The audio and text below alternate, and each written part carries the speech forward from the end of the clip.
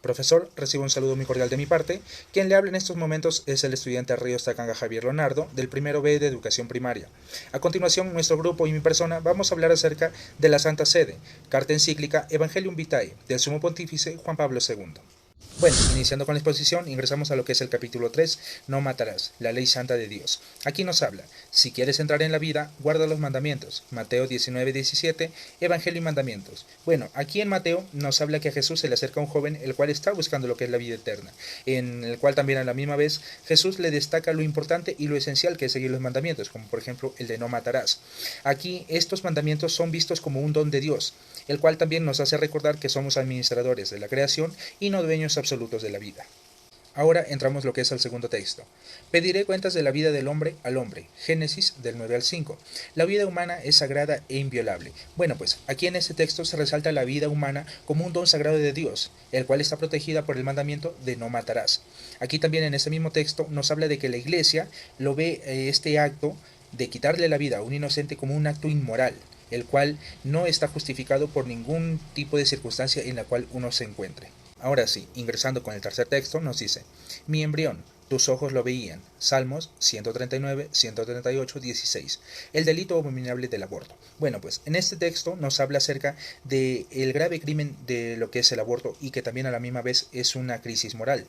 También nos habla aquí de que la Iglesia ve que la vida humana se inicia en la fecundación y termina con estos actos ilícitos.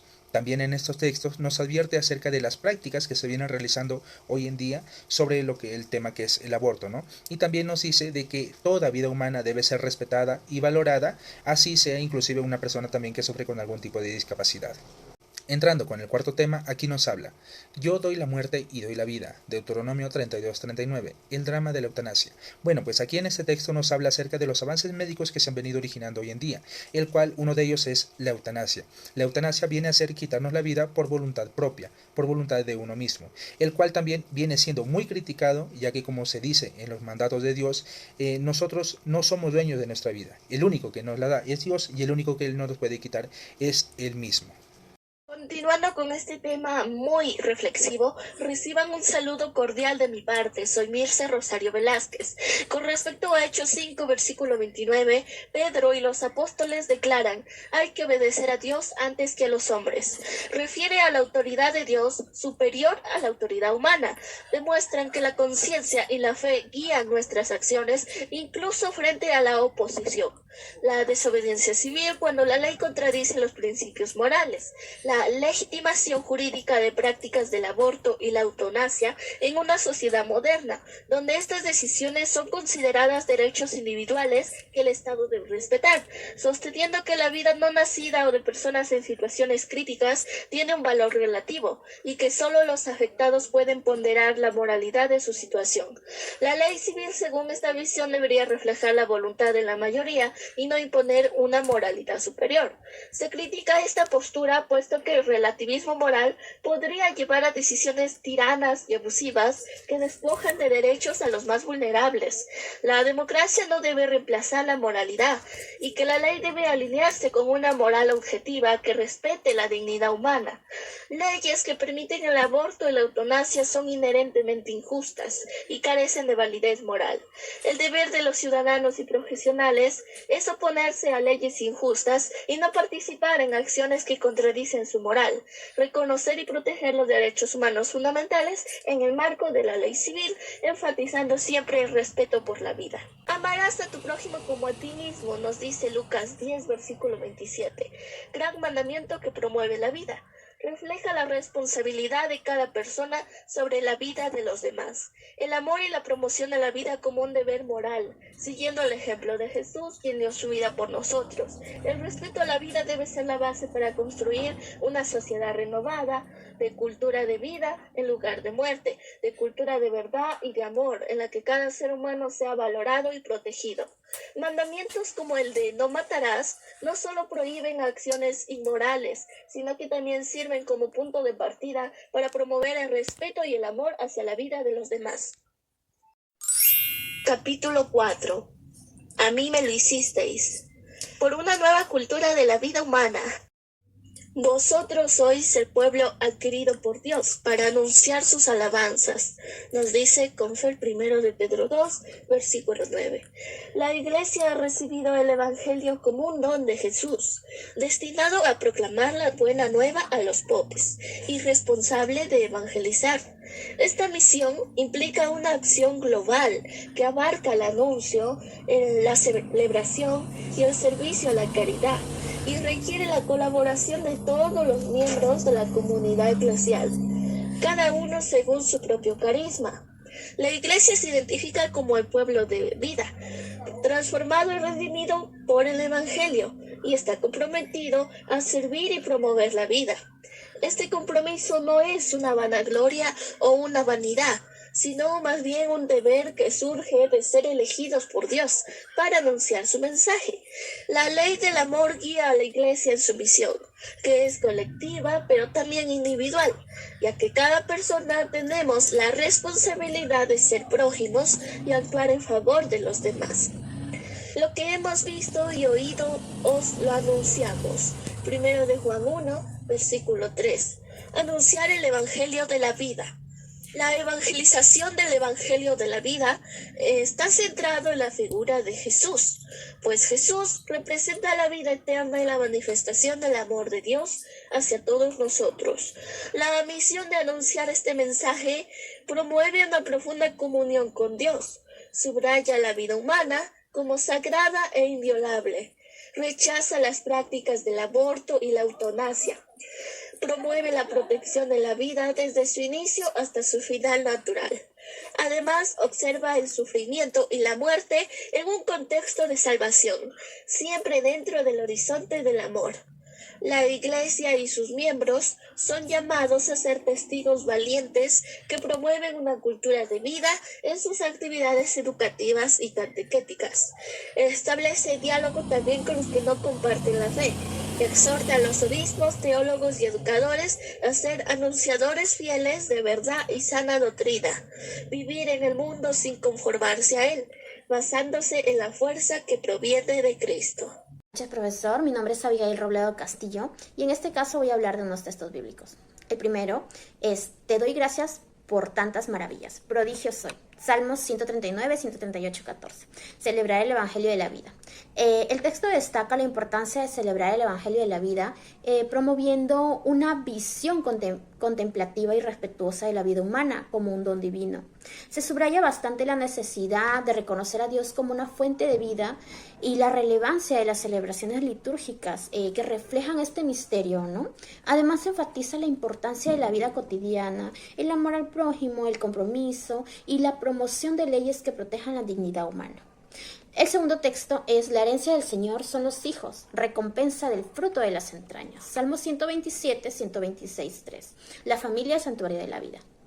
El texto resalta el rol esencial de la familia como comunidad que transmite el amor de Dios, custodiando y protegiendo la vida desde el nacimiento hasta la muerte.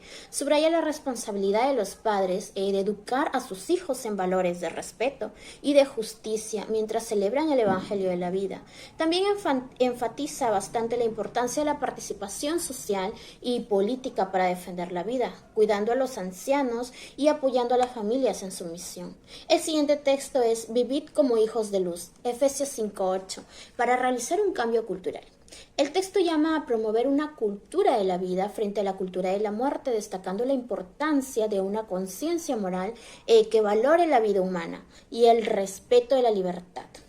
El siguiente texto es: Os escribimos esto para que nuestro gozo sea completo. 1 de Juan 1:4. El Evangelio de la vida es para la ciudad de los hombres. El texto resalta bastante que el Evangelio de la vida debe ser compartido universalmente, defendiendo el derecho a la vida como base para una sociedad civil y justa. Se enfatiza bastante que la democracia y la paz dependen del respeto por la dignidad humana y por la protección de la vida.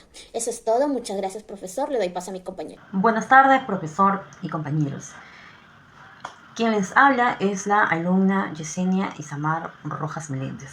Y siguiendo con la exposición, hablaré acerca de la conclusión.